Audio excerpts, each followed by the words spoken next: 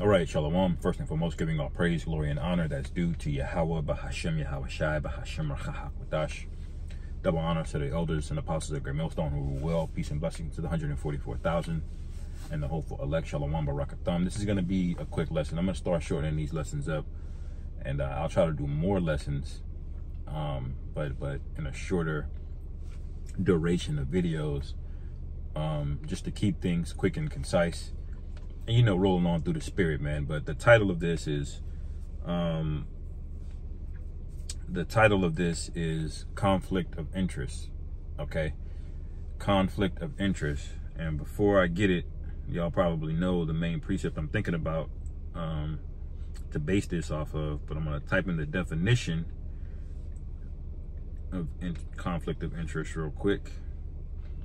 All right, it says here in Oxford, a situation in which the concerns or aims of two different parties are incompatible. All right, a situation in which the concerns or aims of two different parties are incompatible. All right, a situation in which a person is in a position to derive personal benefit from actions or decisions made in their official capacity. Okay, but the first definition is really the one that I want to deal with, man, where you basically don't have an agreement on how to move forward. Now, Esau has a society that basically erases that consequence from you, because if you do anything, if you endeavor to do anything with any person that's, you know, not yourself, all right, and you're not agreed, there's consequences to that, man. All right, you don't just get nothing, you also waste your time. You also you risk violence and disagreements. There's consequences to these things. But Esau allows for a melting pot society where you can have all different manner of races, all different manners of religion, all different thoughts. You can have sex with whoever you want, and that's literally going to be true with literally anybody, anything really. Okay. And so there's no agreement here. Okay. But Esau got it set up where this society, it chugs along, but it's all false hope, because it's all gonna crumble, because nothing that was divided, all right, is gonna stand with any type of integrity. Okay, when you have a house that you're building, okay, you don't put it on little bitty pebbles of gravel and sand. You put it on a stone, man, or a concrete, something solid. Okay, if it's fractured and got all of these things can just go their own direction at any given bump, you know, any application of force to it, then guess what? That foundation is not going to be enough to keep the whole house together. All right, and it may stand for a time, but there's going to come a day, okay, when this thing all crumbles down on you. Okay, and this is the spiritual part about building up the third temple, and I'll get a precept on that in a second. But this is Amos 3:3. All right, it says, can two walk together except they be agreed? All right, now that's a question, and it's really a redundant question, because the answer to that should obviously be no. All right, now this is going to be an evaluation of where you stand right now, okay, and who the people are in your life. Are they really, and really meditate on this, man. And this is the difficult part, because a lot of times Jake don't want to think about these things. They're dark thoughts, because, you know, they can be construed as negative, but the Lord is going to come and judge this place anyway. So you really got to meditate on it and have it resolved in your spirit. All right, is this conflict of interest? If this is this a conflict of interest? Is this going to be a problem later down the line? Now, we know in Revelation, the 13th chapter, that chapter, we're basically in that chapter now. It's getting ready to be rolled out, and you as a man got to think about liabilities in your life, because you got to work out your own salvation.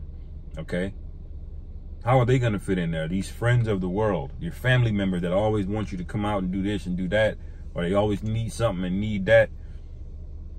All right. You got to evaluate these relationships, man. Okay. Because we don't know who the Lord is going to choose and who the Lord is going to have mercy on. All right. So the best thing you can do right now is go meditate on this in your mind and in your spirit. You know, is the Lord going to have to purge some of these people out of the way for you to get delivered? Okay. Is the Lord going to have to purge some individuals out of the way so you can get delivered? This is 2 Corinthians chapter 6 and 14. Be ye not unequally yoked together with unbelievers. All right. And not to go back on all the other camps, but this is exactly that spirit that we see, this unity camp thing. It's demonic because it's under the guise of bringing things together, of reconciliation, but it's not. It's under the guise. It's closer to the spirit of Nimrod, trying to unify everything under one, than it is to reconcile, to bring the lost sheep back together under Yahushua. You see, Yahushua is not at the forefront of men that want to have this big show of force. You got to do a big march around this, or you got to get all of the camps together to do that. And there's videos out about how we need all of the camp. No, we don't, man. All right. What we need is to wake up the elect so we can get out of here ASAP. Okay. That's all that matters. Does the spirit of the Lord rest more so on other camps? Yes, I believe so. But that the camp itself isn't the mechanism by which you're going to be delivered, man. Your name individually, your name has to be written in the book, okay? And this is why you got to have your goggles on, your spiritual safety goggles on, when you're watching things, you're disseminating information, you're watching back and forths. Do you have a spiritual filter when things come up in your personal life? Do you know how to navigate these things, man, with people you don't agree with? Now, remember what the scripture said our own family members would do. They were going to turn against us anyway. So that's another thing to meditate on. You really haven't seen the people that you've known for years, 5 years, 10 years, 20 years, your whole life.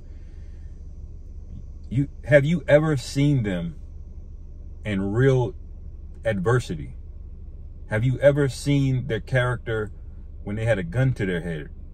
Okay, because that's literally going to be the case coming up soon. Have you ever seen that? If the answer is no, all right, then you got to question what's going to happen when all hell breaks loose. And even if the answer is yes, you don't know how they're going to respond in the time to come, because this is not going to be a judgment unlike anything you've ever seen before. All right. You don't want to be hand in hand with the enemy. You want to distance yourself. All right. Examine that woman that you're with, man. Maybe you want the Lord maybe you want to be the covering for that woman, and you want the Lord to deliver her with you being her covering, but you got to examine if that woman is right, man. Did the Most High approve of her? All right. Because if the Most High at the end say no, let her go, are you going to get emotional?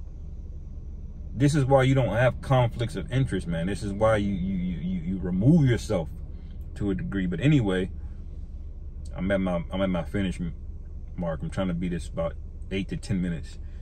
2 Corinthians 6 and 14, be ye not unequally yoked together with unbelievers. For what fellowship hath righteousness with unrighteousness? And what communion hath light with darkness? And what concord hath Hamashiach with Belial? Or what hath he that believeth with an infidel? And what agreement hath the temple of the Most High with idols? All right, for ye are the temple of the living power. All right, so we're not a normal building, brothers. That's what you got. We're literally the temple. Okay. The Most High is picking up choice, precious stones, man. All right, and you think he's gonna have it held together with some dung and low quality mud? No, man. So what do you have attached onto you? You gotta really examine that, because that's getting ready to be evaluated here, man, in a second. All right, and it says, in the Most High As the Most High saith, I will dwell in them and walk in them, and I will be their power, and they shall be my people. Okay? So you are a pure vessel, righteous, man. You're a saint if you're chosen. Okay? So examine the fellowships that you have. Examine your relationships, man, because they may be favorable right now. You may enjoy them right now, but they're going to become a liability in the times to come. So anyway, with that, I'll end it there. Lord willing, this is edifying. Call halal Yahweh Bashim Yahweh Shai B'Hashem Rachak Shalom. Kwam Yasharal.